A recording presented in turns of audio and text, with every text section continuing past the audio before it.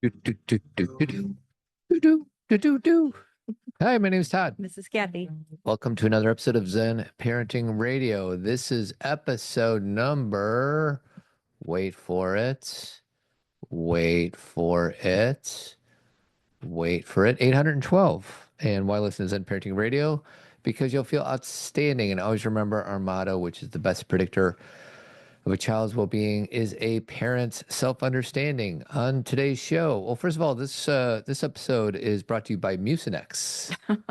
Not really. I don't even know what Mucinex is, but you just said that you're going to have me run to the store to get some Mucinex. I've never used Mucinex before, but for some reason, I woke up and I don't feel very good. And I just I just started reading about maybe what I could take. Like, I tend to be like that natural person who's like, let it run its course and do all these natural things. And sometimes I'm like, I just don't want to wait. Yeah, let's go. I mean, who does, right? Let's go.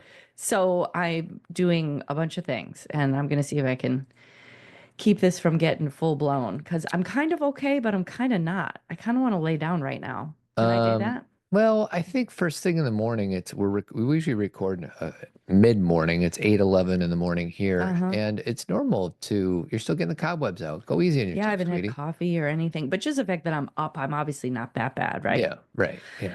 But yeah, so let's go. So first, I just want to say that we have some Team Zen things coming up. We have Zen Talk number 199 today at noon. Oh. So if you're listening to this when it's released on Tuesday mornings and you want to join Kathy and Todd for a conversation on Zoom that we support each other around the trials and tribulations of parenting. It's a Q&A. It's a Q&A. We also have a micro-community, Differently Wired Families. And then you and I are doing something called Men, Marriage, and Menopause, Navigating the Change Together. And that's an evening Zen Talk / Men Living event. For men and women. Men, for all genders. Men, Marriage, and Menopause. And then there's that crafty old women's group that you do where I'm not invited. Why is it crafty? Well, first of all, more people show up to the women's group than our Zen Talks. And the only difference between a women's group and Zen Talks are me. So no offense taken, everybody. It's just a little interesting. Well, we talk about things that we are dealing with personally. I know. Well, then we're doing that on Zen Talks too. Kinda, but we have to consider all these other me pieces. Being me. Men. Well, I don't feel well, like the other thing is you don't record them.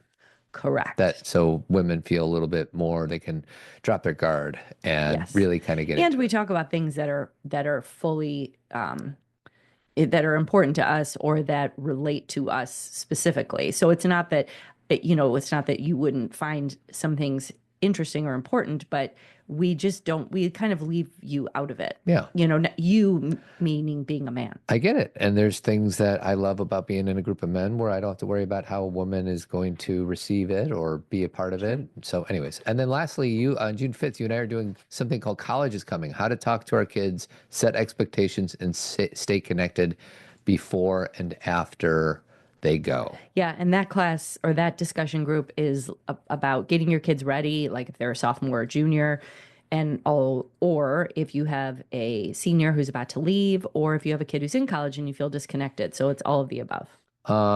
But first, we're going to talk about your Zen parenting moment. Yeah, on Substack. On Substack. Leave things better than we found them. Now, I would love to be able to share a clip about what inspired this Zen parenting moment, but it's more visual than anything else. But you can hear the water. You and I, sometimes I've been reading a book lately, which is good for me because I don't read books that much. But every now and again, we just veg out on your Instagram or your threads or whatever. I don't know what you do. The TikToks. Well, Substack is different than, yes. Sometimes I scroll through TikToks, yes. And one of the things that shows up is a guy or a girl, we don't know who it is. And they clean rugs. And you will sit there and watch this guy clean a little like welcome mat for about 9 minutes. Yes, I love it. Why do you like this? Because it's very efficient and it's very I wrote about this in the Substack, but he has all the tools that he needs and he has the right water pressure and he's wearing these really high boots so he doesn't get all wet and it's just a really satisfying watch because he cleans this rug and he cleans it like 10 times and like rolls it up and stomps on it. It starts out really dirty where you over. don't even recognize it's a little rug. You can't even tell it's a rug. You don't know what's on it. And then he finishes it and he dries it. And it's just really satisfying because a lot of times, I mean, there's two parts to it. I made it more of a metaphor for let's put good things into the world. I turned it into something deeper. But for me, like I clean the house once a week. I often don't have the right tools. Yeah. Like I find that I'm like, oh, I don't know how to wipe this up, or I can't get this stain out, or I don't have enough paper towels, or whatever. You know, most of the time we have enough paper towels. Something goes wrong. Something I need, and it's frustrating because I would like to finish cleaning and I can't. Right. So the title of the Substack is "Leave Things Better Than We Found Them." And you go on to talk a little bit about a few fictional characters. I have some clips pulled up, but do you want to just say more about the inspiration about what it is that you're trying to communicate with this moment? I think I wanted to write about, I kept saying, Todd, I'm going to write about the rug guy because he means a lot to me, or that page does, and I watch it a lot. And then I was telling Manisha that I love the rug guy, and she's like, well, have you seen the lawn guy? And I have seen the lawn guy, but she said he's my favorite. And it's this guy who goes to houses where all of their shrubs and their trees are overgrown, and he knocks on the door and says, can I do your lawn for free? And most of the time it's elderly people who cannot take care of their lawn anymore. And he just does this really, again, he has all the right tools. He gets up all the weeds. He has all the things. And it's very satisfying because he leaves their yard better than he found it. And the rug person leaves the rug better than they found it. And I just wanted to talk about, because I kind of feel like there's some people in charge right now who are not leaving things better than they found them. I think that there are leaders right now, and you can think about your own community or people in your life or, at the highest levels of government that just tend to mess things up or make things chaotic just because it demonstrates some kind of power to them, or they want to dominate or prove people wrong or be vengeful or, I don't know. I don't know what that thought process is of why you want to sow chaos. I mean, I guess I do if I look into each person's issue, but I really do believe that comes from an inability to get your needs met or to be seen any other way. That, if somebody doesn't feel like they're getting enough attention one way, I mean, think about your children. If they're not getting enough positive attention, then they go for negative attention. They'll get it one way or another. Because they want attention. And I think that there are people, adults who have grown up, who feel like for whatever reason, the way I'm going to get attention is through fear and anger and chaos. And people will look at me and they'll fear me. And it'll be, I think about Joaquin Phoenix and Gladiator. I've got Gladiator behind my head. See? Yeah, there it is. It's one of my favorite movies. If you watch us on YouTube, I have a poster of Gladiator behind my head. But his king, he kills his own father. Sorry to the ruin people that who haven't for you. yet seen it. But it's been 20 years. So, and then he takes over and he does not know how to be a leader. His father was such, Maximus is Russell Crowe, but his father, who was Marcus Aurelius, right? Am I saying that right? Sounds right. He was an amazing leader and everyone loved him and admired him. And he was someone who had been on the battlefield and had earned his respect.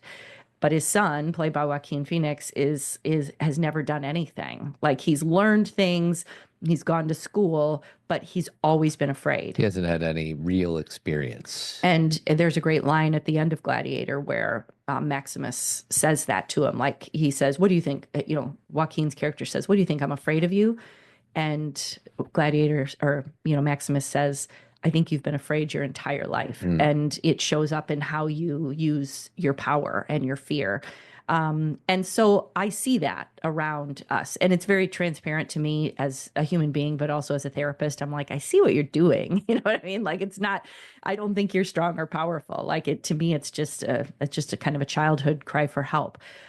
So coming back to what your question is, I wanted to write about that. I really think most people want to do good things and put good things in the world, and how much better it feels, because when you put bad things in the world, it hurts you plus everybody else. Right. And when you put good things out, you're helping the person that you're being good to. You feel good about it. And I know this is very simplistic thinking. I understand that Sometimes the simple stuff is the good stuff. I agree. And I think sometimes we just need to realize that, especially, this is at its heart a parenting podcast, right? And Can I bring in a little Joaquin and please, Marcus oh yeah, Reyes? please. For himself in the great arena. You would fight me. Why not? Do you think I'm afraid? I think you have been afraid all your life. Unlike Maximus the Invincible, who knows no fear.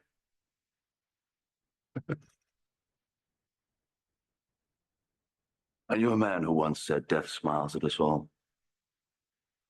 All a man can do is smile back. I wonder. Did your friend smile at his own death? Now we're getting into the story. Well, and Maximus, not only has he been a great warrior and he sacrificed for his country, and he had a very tight relationship with Marcus Aurelius, who actually wanted him to become king. He also had love. He loved his partner. He loved his son. So he knew what he was fighting for. Yeah. And in the end, all Maximus really wanted was to go home. Yeah. There's a lot of wheat in the movie. A lot of him with his hand on the wheat. Yeah. That was pointed out in the rewatchables. It made me laugh. But I find it to be a really good, somebody who reaches for power, who is fearful and doesn't have any respect, and somebody who has earned respect, and actually what all they want is to be with the people they love. That's right. So it's very, power doesn't feed us. Connection feeds us. You continue to bring up, because I like it when you put in some pop culture things, because it gives me something to do. Sure. You talk a little bit about the Grinch Who Stole Christmas. Yeah. So I found this one, and I think it's a decent clip of, because don't we all love the original the best? It is. Maybe not, but who knows? I do. Holly movie. And they're hanging their stockings, he snarled with a sneer. Tomorrow is Christmas. It's practically here. Then he growled with his Grinch fingers, nervously drumming. I must find some way to keep Christmas from coming. So, Why is the Grinch so mad? and to your point, obviously the original is my favorite in my heart, but the most recent one that was made with Hey, Grinchy. Grinchy with Benedict Cumberbatch was very well done as well. Our family loves it, and it explains why the Grinch wants to steal Christmas, and he wants to steal Christmas because he's been traumatized by It's a little alphabet-ish. Yeah, it's very alphabet-ish. Like, let's get to the bottom line. Like, how do these people get to be so quote unquote evil? Well, and that's the thing, is they're not, that like the thing I wrote in the Substack was the Grinch didn't want to steal Christmas. The Grinch wanted to be invited over for Christmas, but because no one was doing that, he wanted to steal it because he didn't want anyone else to be happy. And, so it's just, and again, sometimes I've gotten feedback like, well, great, but these aren't real people. I use pop culture references, but everybody, you have to remember that pop culture is a reflection of us. True. Pop culture is not made in a vacuum. Yes, it's exaggerated. Yes, it's sometimes, over the top, or it's idealized. But for the most part, it's a reflection of us. And so the Grinch is a reflection of a child who was not given things at Christmas. And I don't mean like presents. I mean support, hope, love, family. And so what does that turn into? Well, plus, if you start talking about your Uncle Joe, nobody knows who Uncle Joe is, Correct. but everybody knows who the Grinch is. So I love using it. Yeah. And then the next one that I used was Miranda Priestly. I don't know who that is. So Devil Wears Prada, Meryl Streep. Interesting. And I used it because it's a little different in that Miranda Priestly had to be cold because of the world that she swam in. For her to maintain that power, she had to not be soft. She had to be willing to be cutthroat, because she's kind of like she's an early on girl boss, and there wasn't room for what maybe now we're hoping for more with female leadership, which is to bring all of ourselves integrated, bring all of our pieces. And again, Miranda's a fictional character, but it's based on Anna Wintour. So, she had to be cold, and we have enough scenes in the movie to show us, she's had all these divorces. She's devastated by it. She's devastated. She's sad. Does she soften up at the end? I forget that movie. Not really, a little bit. I mean, we show her, she's finally shown kind of broken down because she finds out she's getting another divorce. And she obviously lets, Anne Hathaway, she gives her a good recommendation at the end, blah, blah, blah. But Do you want to hear a little bit of Miranda Priestly? Gosh, I think that depends on what you're. That wasn't a question. There's some reason that my coffee isn't here. Has she died or something? I don't understand why it's so difficult to confirm an appointment. No, I'm so sorry, Miranda. I actually did confirm Details last of night. your incompetence do not interest me. No. Breakfast here. Are my eggs here? Where are my eggs? In the lingerie shoot. On my car or on Madison. Get us a reservation. She's throwing all her stuff on Anne On Hathaway's Anne desk. Hathaway's Do you remember when desk, Michael Scott did that one time? was he trying to be Miranda He Priestly? tried to be Miranda Priestly. I think most people love that movie. I saw it once. Maybe I should get another shot. It wasn't my thing. I don't know why. Kind of a cult classic, like Yeah. most, and again, maybe guys too, but most women have seen it a number of times. Yeah. And it's, it's such a great performance, right? Yeah. Well, It's- plus all of us have some Miranda Priestly in us. Right. And then whoever the Anne Hathaway character represents, like the innocent one just trying to do their best, like taps into a lot of different parts of who we are and what makes us human. So, And, and Anne Hathaway starts to gain power and starts to lose track of what's most important. Like, that's the thing, is sometimes Todd and I will watch like some version of Star Wars, A New Hope or whatever. And I watch it and I say, Todd, how do people watch this movie and not see who they are? right. And Todd will always say, you think they think everyone thinks they're Luke Skywalker. That's right.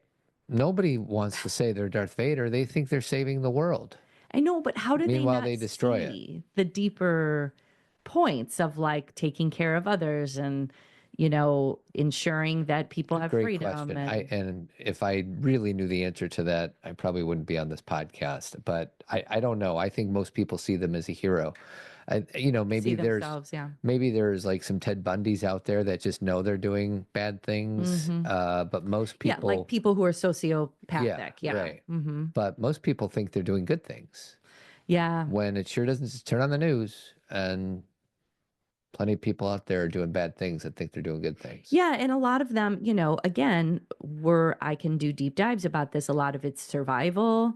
A lot of it's because that's what they've learned and they feel like they have no choice. A lot of it is because, again, they're so in their trauma. Like I was listening to a podcast this morning. Monica Lewinsky was on Dax's podcast again for the second time. And I really, really have a lot of admiration for Monica Lewinsky. She's I have a lot of female role models that I kind of put on a vision board, and she's one of them. But she was talking about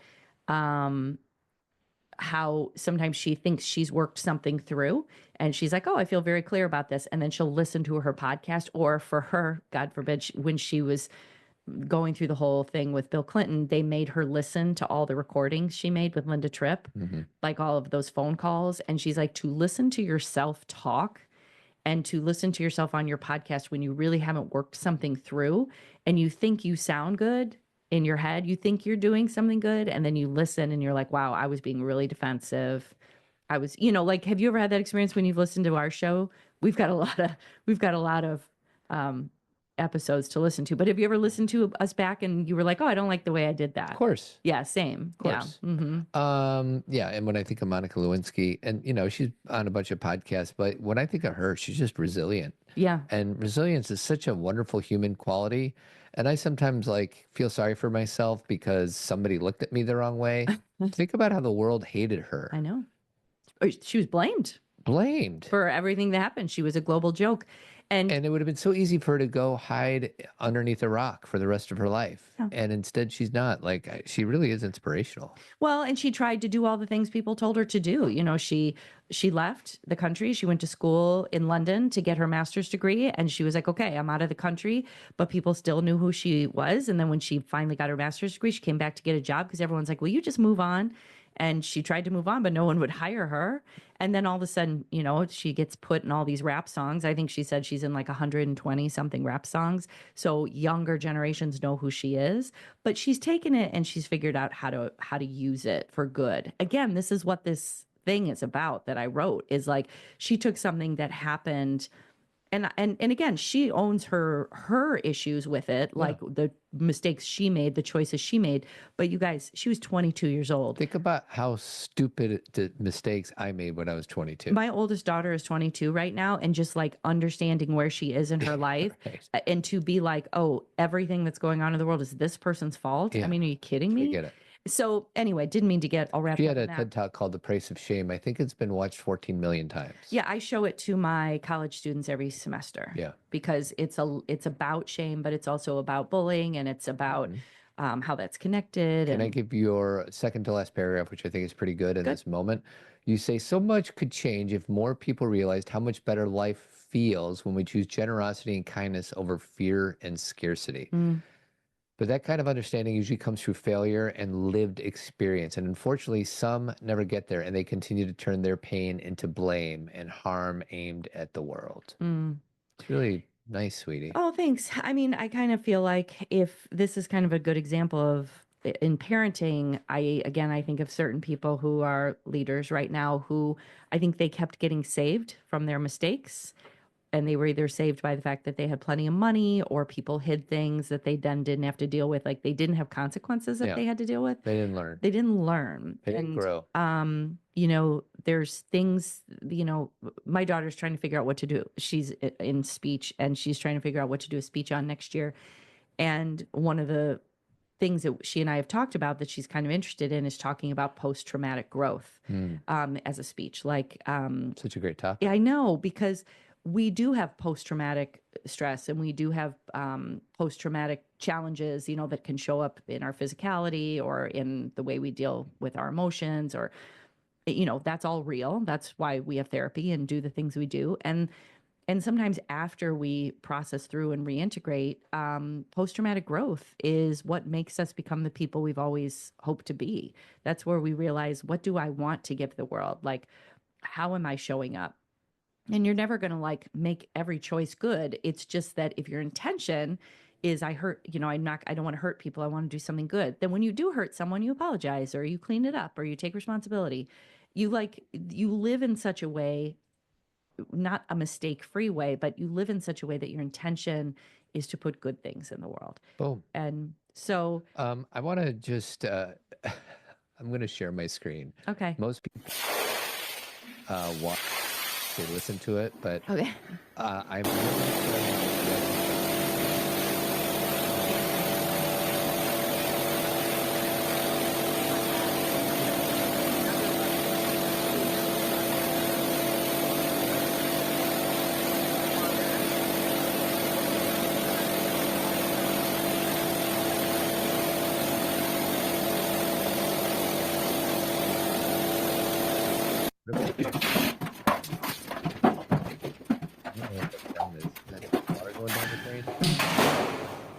Oh, see, this is a different. Are you not a fan of this guy? It's not quite as like consistent as clean. Yeah. Like my guy. So just Google carpet cleaning guy. It's kind of an ASMR thing. Yeah. It's the sound and the consistency. Am I saying that like ASMR? I don't know. The girls make fun of me Maybe because that's I me. say it wrong. They'll Yeah. be like, "Mom, it's ASMR." Let me look. ASM. Yeah, ASMR, which stands for, do you know? Always simply managing radios. Autonomous sensory meridian response. Oh my God, I am so close. So I think we're going to close shop just because my sweetheart is a little under the weather, and I'm sure our fans are. Send me good vibes. I would like to just have one day where I don't feel so good. I'd like to feel just fine tomorrow. Yeah, it's just going to be a one-day illness. Let's just put that on our intention. Yeah, it And could be that I'm tired or something. because we got a Zen Talk in a few hours here, I know. sweetie. I'll be there for that. So if anybody's interested in joining Team Zen, go ahead and scroll down in the show notes, and you can be a part of the team. Can I share one more thing? Sure. On my Substack, which it's, Zen Parenting Moment, Cathy Kasani Adams, you can find it, scroll down, click on follow, subscribe. I'm actually going to offer a paid subscription now on top of it. So anybody who's subscribed, you're still going to get it for free. Don't worry, you're going to get everything you've always got, but I'm going to add something else to it that if you would like to get more of what I write about, then you can you can, it's behind a paywall. Yeah, you subscribe and you get more content. And you know what I call it? What? It's called pebbling. Pebbling. Yeah, like the penguins. I like that. And I even made my own little logo. Oh, really? Uh-huh. All It's right. cute. Good for you, sweetie. I'm gonna subscribe. Will you? I Will you will. pay? I will. It's not a lot, by the way. Substack's like $5 a month, so it's not like a Dude, lot. we got to jack that up. No, you can, but I feel like that's where I'd like to start. Or you can do $50 a month, which then it ends up being a little cheaper. $50 a year, you mean? $50 a year, I'm sorry. That's okay. Yeah. So anyway, I'm really trying to focus more on writing, and I tend to get feedback that at least from a few people who said, can you do like shorter, like here, do this or do this? Yeah. Like shorter, like examples of how we can support our kids or how we can show up for ourselves. And so I'm like, okay, I can do that, but Yeah. that's a Beautiful. little more time. So I want to thank Jeremy Kraft. He's a bald-headed beauty. He does painting and remodeling throughout the Chicagoland area. So if you have any projects coming up, give him a call. That's 630-956-1800. He's been our partner since day one, since podcast number 1. Thank you, Jeremy. And we'll catch you all next Tuesday. Keep trucking.